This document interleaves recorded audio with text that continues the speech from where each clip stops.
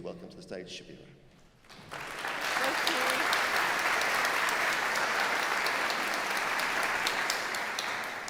Can you all hear me? So I was so nervous, and then James dropped the F-bomb twice. So I was like, it's going to be okay. I'm going to ask you, please, my parents are watching. They've never seen me talk, and they're watching from Australia, so they're staying out. So will you, or can I do it like a little video? Will you just all like wave and say hi? There you go, that's for Mum and Dad. There you go. All right, I promise I won't do any more. Well, I don't promise, I might do. So some of you might have heard me speak before. I usually start with a story. James has set the stage really well because he's done a bit of my work for me, because he's gotten to a place where you're thinking about the people, because it's all about the people. So I start with a story, and at the beginning you're like, okay, like I thought we were here on Talk on Digital, why she shared this story, but stay with me, lean in, and it'll all become clear, because I'll come back to that story, because there's two things I want to achieve today.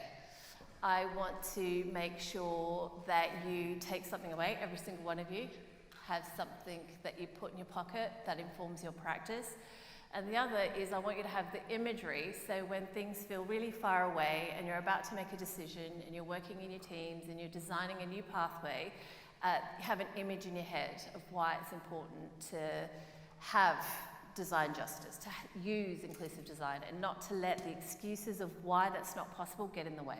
So they're two things, and at the end of it you can tell me, no, you missed this bit or you missed that bit, but that's what I'm aiming to do today. So we're going to start in 1989. I was 11 years old. That's the bit where you go, no, you can't be. Surely it was 1999, right? So we're going to do that again. So it was 1989. No. Okay, very good, very good. No, very good. It was, but thank you for the compliment. It was 1989, and so I was born in Lisbon, but it's another story why we had to go to Australia, but we're in Australia.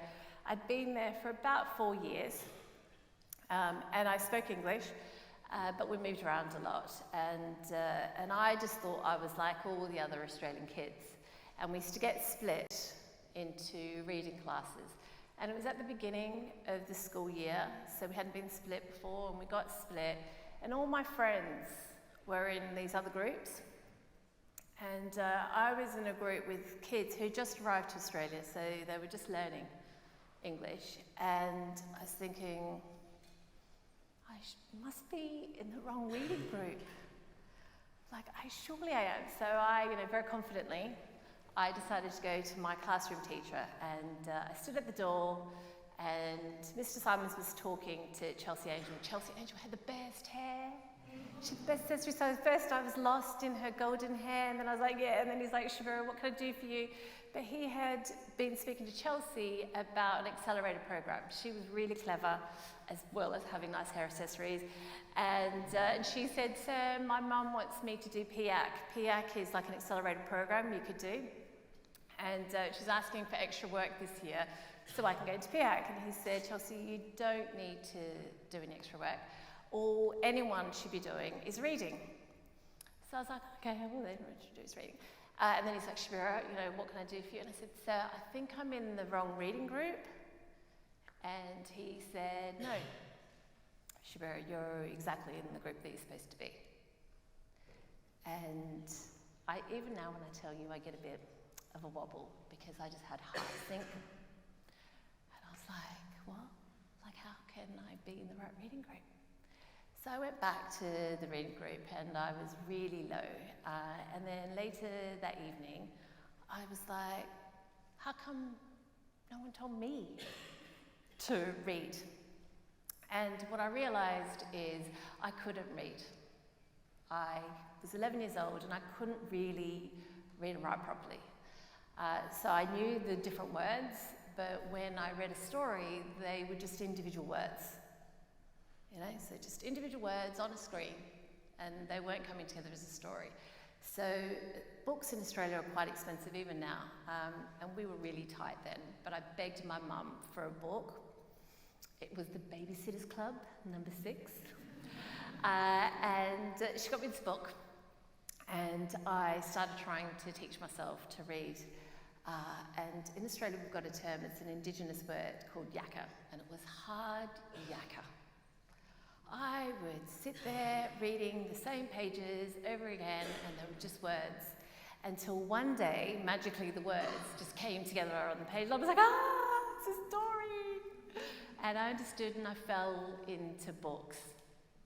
Now, why is that important? That's important because I could be in the 20%, and today I'm going to make a case to you. I'm posing to you. Well, actually, no, I think I've posed this to you before, so we're just going to agree we're on the same page, and that is, if we are designing any kind of public service, particularly tech, particularly digital, whatever you want to call it, if you're using public funds to design any service, I say to you, it is your moral imperative to ensure that you're designing for the people most at risk of exclusion because of the thing that you're designing. Yeah? And every time you're thinking, oh, why? Think about that 11-year-old Shabira who'd been in Australia 4 years, getting passed from school to school to school, and I couldn't read.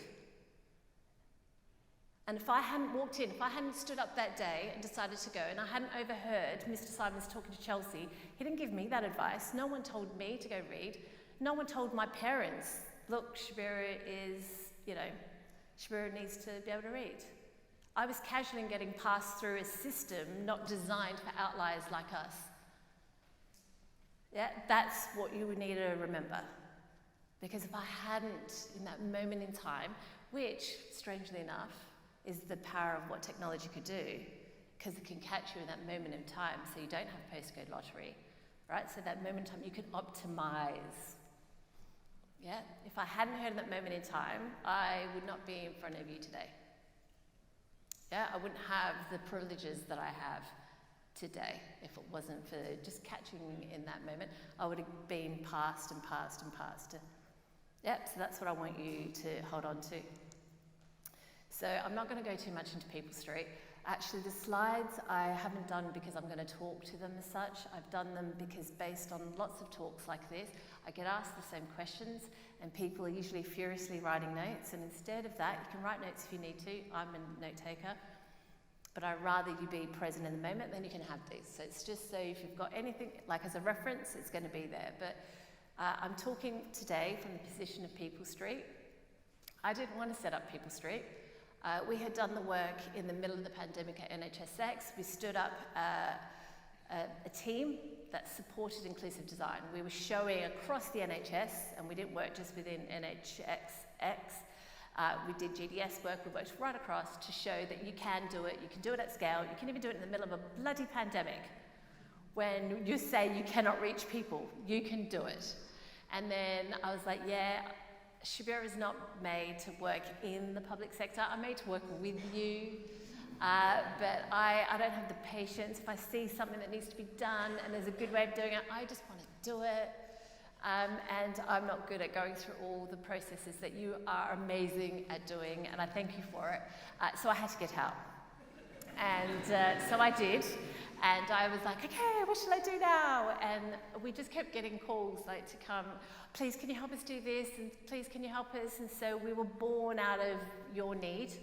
And we will exist until you don't need us anymore. So we don't hold on to our knowledge like it's ours forever. We share, and we share through things like this, through workshops, any way how.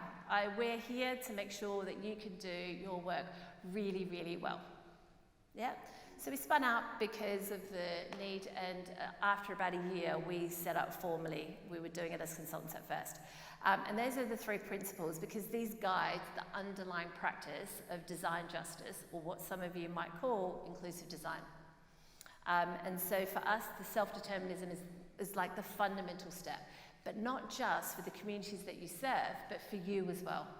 making sure that you have agency, because if you don't do that work in your organisations, you cannot do it outside for the communities you serve. And so James' point about thinking about the organisations that you belong to is a fundamental point. Don't let it go, and you do have the power, and I think Natalie's doing a talk later on culture. You have the power, you have the tools to be able to influence the culture in which you're working in. Like, the culture doesn't exist on its own. An organisation is not a thing on its own. The organisation is its people. Yeah, so self-determinism is really important, because if you're doing that in your teams, and any of you in here who are managing teams and your leaders, this is fundamental, because if you're able to do it with your teams, they're going to be able to do it for the communities they serve. And remember, this is public funding, so I feel like we have an imperative to be able to do that. Social justice is at the heart of everything that I do. When I was born like prematurely, because my mum was painting an anti-fascist mural on a government building in Lisbon, and then she fell running away from the police. So I came into the world having to do this. This is my birth story. It was predetermined. I have no choice, thanks to my mum. And then the next point is about cooperation, us cooperating together. You can't do it on your own. Don't try to do it on your own. We can't do this work on our own. You know, we're in a world together.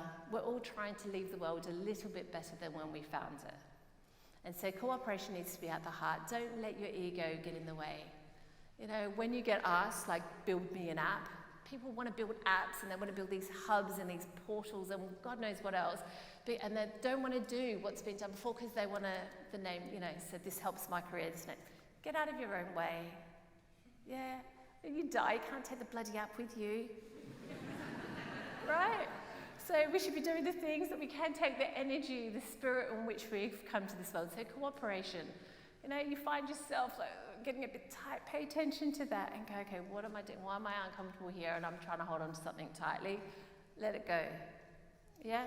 Cooperate at every level. So what do I mean by design justice? I'm not going to go through all those, but I do want to talk to you about something. It's my two favourite words, and it's proportionate universalism. Have you guys heard of that?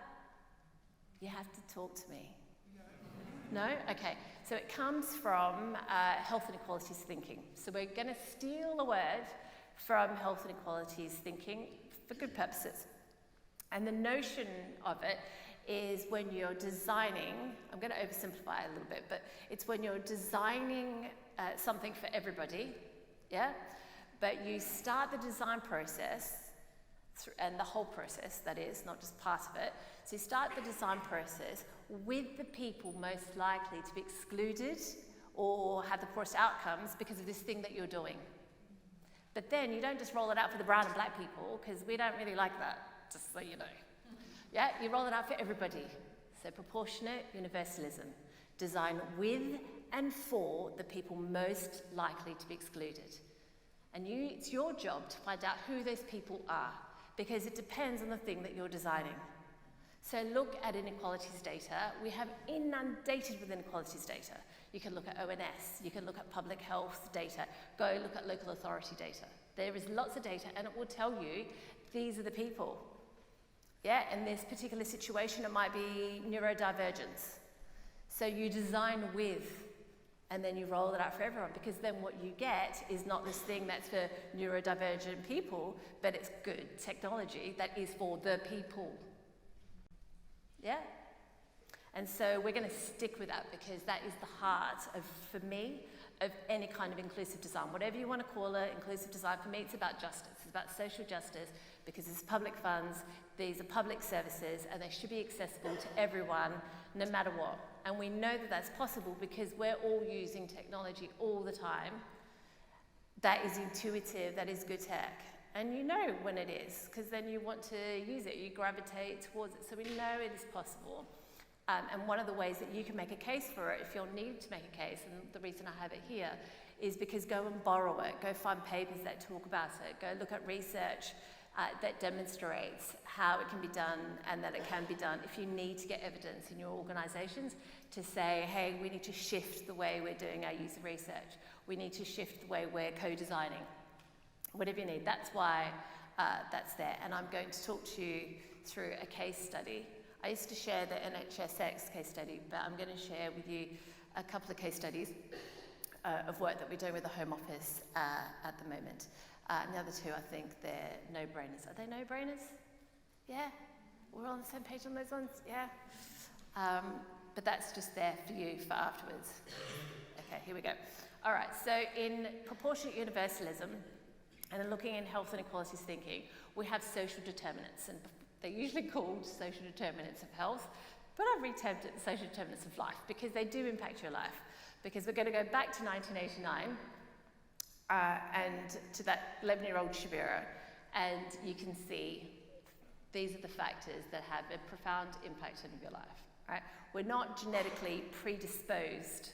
So you know the data around COVID, black and brown people were more likely to die and get COVID and have more severe outcomes. It's not because we have a genetic predisposition to COVID, it's because of health inequalities. It's because of these social determinants of health. And so I'll give you the example. So the education. So I was getting past. What I didn't tell you is that when we migrated to Australia, we were at the back of the White Australia policy. Have you heard of the White Australia policy? No? It was an aggressive migration policy where basically they didn't want black and brown people migrating to Australia. So it was called the White Australia policy. It is as clear as that. It was saying, okay, we need more people because we need labour, we need workers, we need professionals, but we want white people coming to Australia. And so some brown people came. That wasn't very good. And so we had to move house a lot. So we didn't move house because we wanted to. We moved house because my parents couldn't get a rental agreement for more than 6 months sometimes. And so tell me, put your hand up if you went to more than 3 primary schools. Keep your hand up if you went to more than 5 primary schools. Still got 2. Keep your hand up if you went to more than 7 primary schools. Okay, 1 person, yeah? I do too. How many primary schools did you go to? 11. So I went to 11 primary schools as well. Yeah? And so I was a product of a White Australia policy that said we don't want this, which infiltrated, which said what the housing was like, which had an impact then on my education, because then at one point, it was like every 6 months, I went to a different school. And so even if the inclination was there to catch someone like me, this outlier who didn't fit neatly into the system, who wasn't moving through the education system in the way that we predict, they didn't really have much time, because then I had to move again. So I'm like 45, and I think I was counting the other day. I think I've lived in over like 36 houses. And so I go to my husband's, to my in-laws, mother-in-law, and it's the same house that he was born in. And I can't tell you, that blows my mind. I'm like, what? Oh my God. I just get blown away. Every single time I go to Ireland, I'm like, this is the house I was born in. So I've never had that experience. How many of you, your parents still live in the house that you were born in? Put your hand up. Oh, that is so awesome. That is like, oh. So you can see how policies that you may or may not be a part of, you might have a policy team over there, but this is why cooperation is so important. You must work with your policy teams. Policy teams are very good at knowing the policy, but they're not very good at always thinking about how then you integrate something on the ground. And you guys might be really good at knowing, oh, okay, I know how to navigate this on the ground, but don't always know how to like think about the policy impacting then on how people are interacting with this service, this pathway, this product that you're designing. So you can see how like it shouldn't be abstract for you anymore of why these social determinants can have an impact on the ground. It shouldn't be like, oh yeah, bad quality housing. It's not just about bad quality housing, although that is actually can kill. It's not just the quality of the housing, but people's experience with that housing, how much autonomy they have, how much self-determinism. Can they choose where they live so that they've got access to healthcare and education, or even, because we're talking about digital, to data, to Wi-Fi. Yeah, you need to have agency over your life to be able to make those choices, and sometimes that agency, you're robbed of that agency. So you can see how all those things have an impact. And then one that's not quite, I just didn't know the word to use, is racism. And I just want to just ground that there and just leave it there. We're not going to unpick it. But all the evidence shows that constantly being subjected to and experiencing discrimination in whatever forms that come, that has a really poor impact on your quality of life and your life outcomes. And so not underplaying the importance of understanding. And it's not just discrimination, it's racism specifically has a very negative impact. And so don't let the fact that we've gone beyond, for some people, thinking about Black Lives Matter, keep it central and always think to yourself, how can I be a good ally? Yeah, and not just in terms of racism, in terms of divergence, disability, whatever it is. Just always be thinking, how can I? So I'm going to keep coming back to asking you to think about your role in this as individuals, not just within your organisation. So we've touched on be conscious of your own ego, and when you're oh no, I want to do this thing, and say it's me that did it, and stopping you from cooperating. And now I'm asking you to think about your own allyship. How do you ensure that you walk through the world with a clean heart and gently through the world, making sure that you are taking every opportunity that your privilege affords you to open the doors for those who the door is closing over and over. And it's not enough to just open the door, because if we have been told that we're not invited, we will walk past the door. Yeah, you need to come in and say, no, come sister, come, this is for you. You're welcome here. And that goes to then who you're recruiting.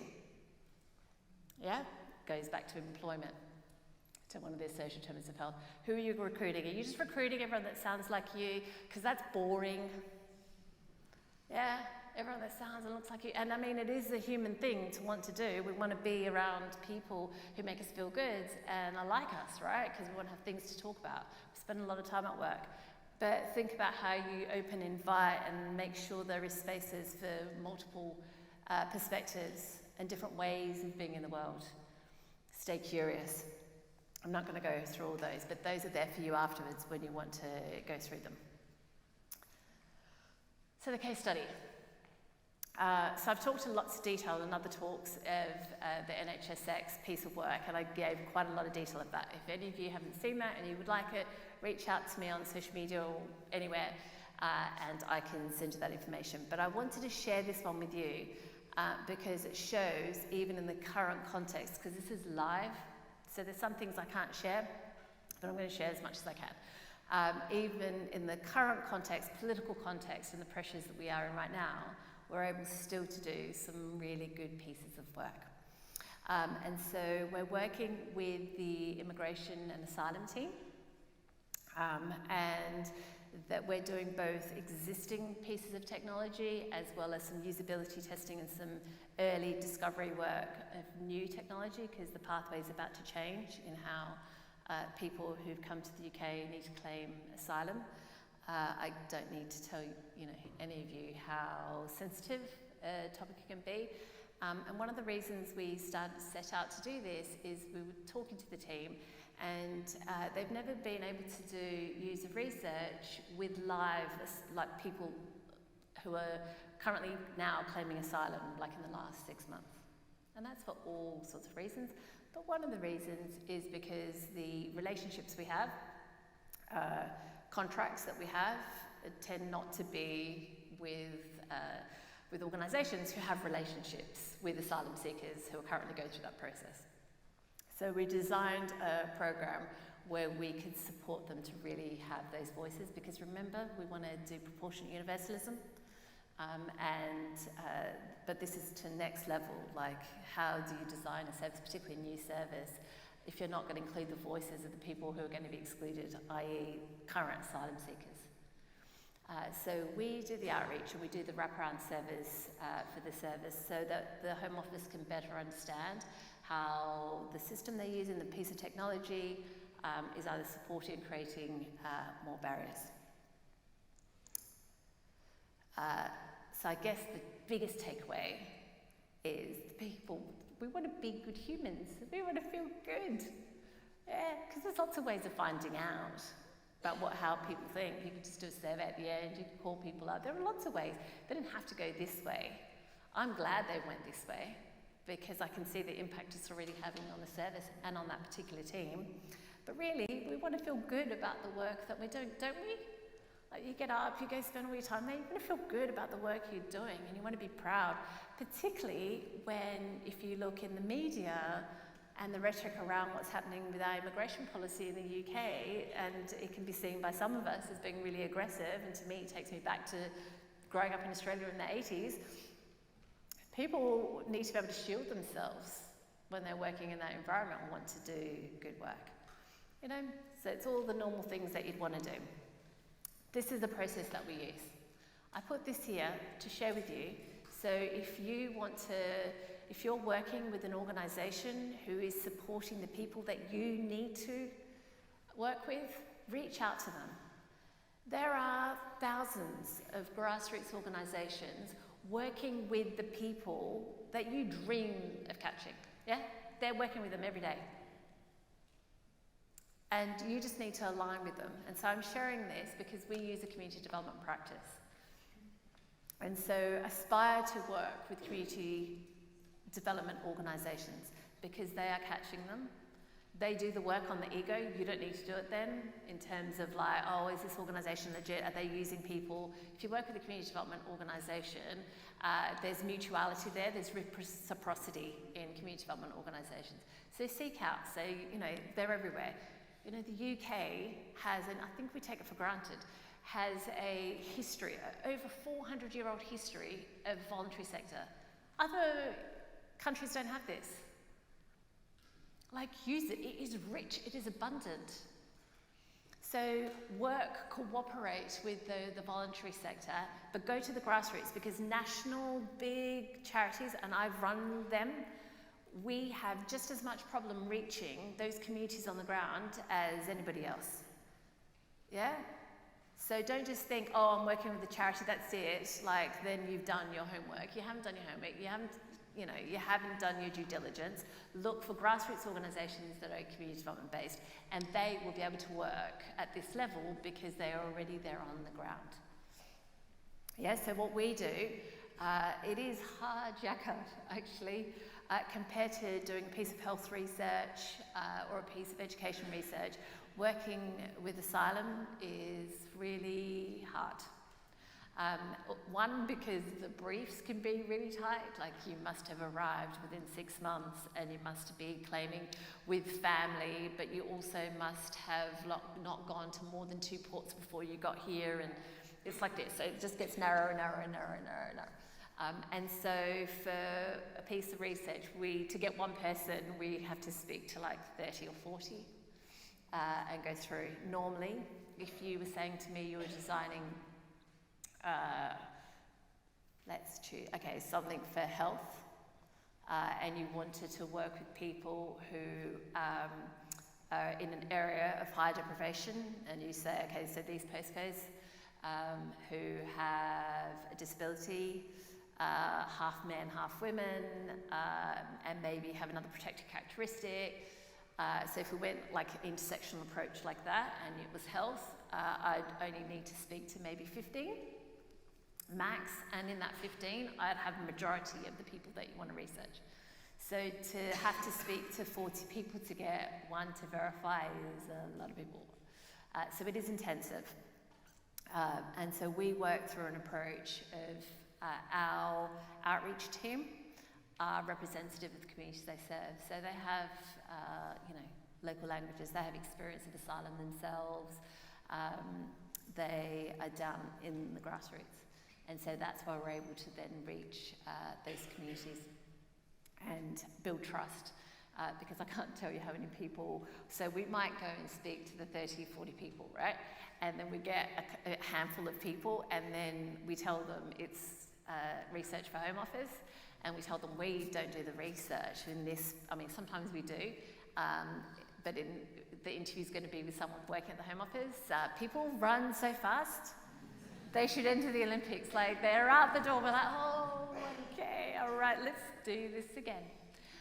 So trust is a big thing, and then the people who do say yes is because of the trust they have with one of the community researchers. And then we start going through the consent process. Again, lots of people could run at that point, because then they're like, oh, okay, people are scared of their asylum application being rejected because they do the research. Not everyone understands, like digital is like this weird word, it doesn't really mean anything. And so you're trying to explain to people what it is, that the inquiry and why it's important and how their living experience can have this impact on the ground. Keep that word as well. We're going to talk about the difference between living and lived. But this living experience, that's what makes the outreach even more difficult and this process even more important. And so you go through and we'll share the consent form, and we go back and forth, and it all needs to get translated and interpreted. Yeah, and it all needs to be verbal, because not all communities their literacy level might not be that if you translate it into written, it might not work. So you need to make sure that it's all verbal. So you need to have an interpreter there with them and give them that space and that time to make sure they've understood before they participate. So we go through all these steps, and we go back again to make sure all through all these steps we organise interpreters so that we can be sure of how they work, that human element to the interpreting, and not like I'm used to doing this, I translate for the Home Office all the time, I'm part of this. No. Because then we lose trust with people, and we need to make sure that they feel that they can say anything, and the interpreter also abides by confidentiality and is like, that's for the person and not for the tech. Yeah, the tech doesn't get in the way. So this is the process. And at the end, one of the things, if we ever work with anyone, we won't work with an organisation who refuses to do check-in. So at the end of doing it, before you go and take someone's living experience, this is their gold. You need to come back, and then we can do this in many ways, but we come back and we say, oh, you've participated in this research. This is what I heard. Not this is the truth. This is what I heard. Is this accurate? Is this what you said to me? And we check in. Yeah, so sometimes we do that through summaries, we could do that through a panel. There's different ways of doing it. So I'm going to go back to the point about the living experience. So we're talking to asylum seekers who are currently seeking asylum. That's living. This is live.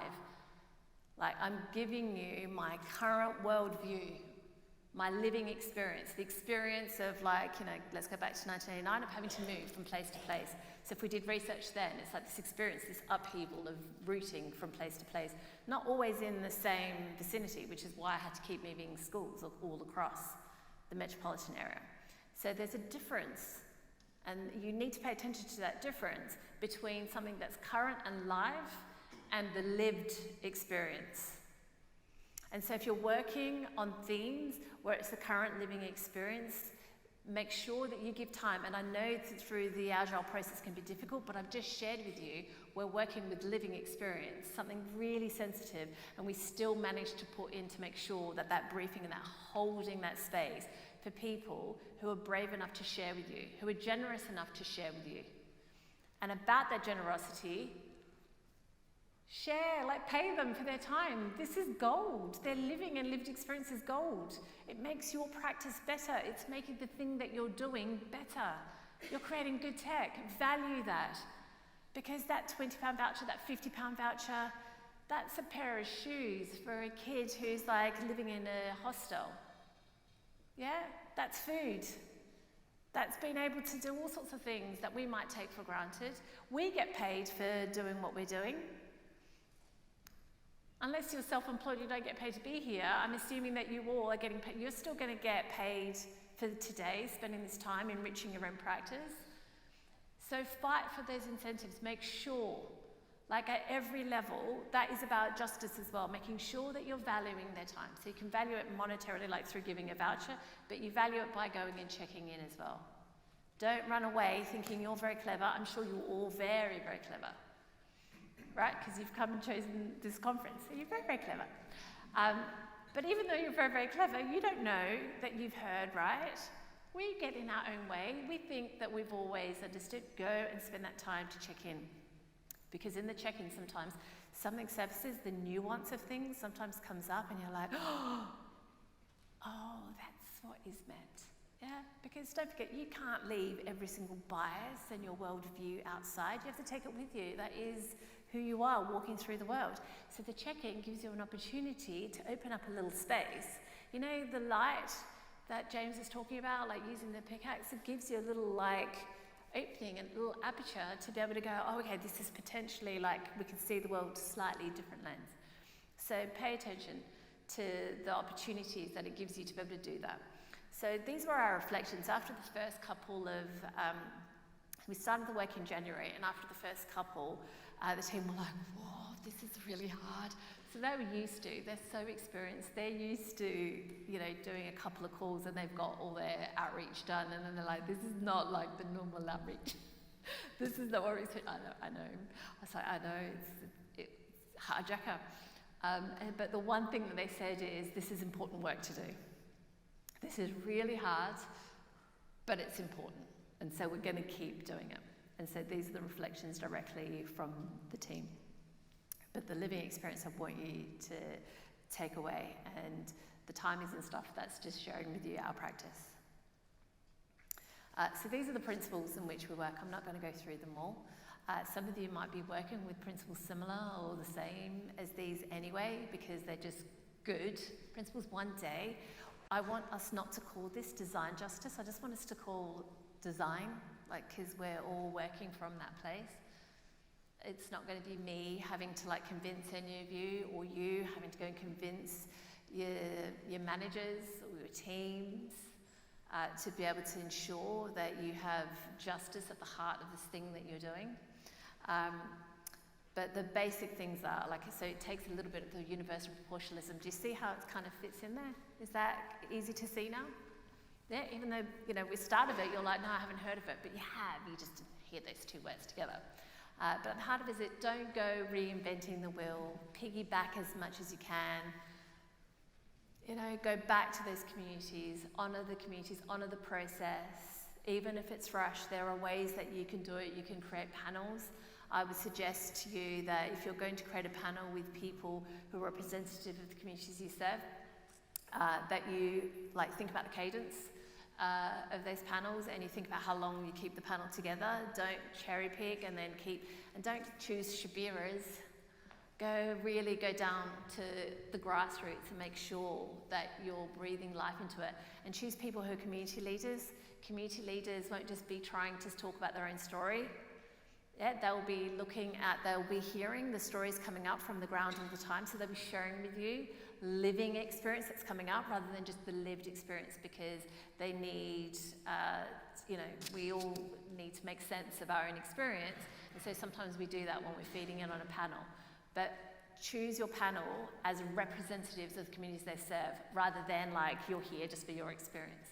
Just think about that nuance in there.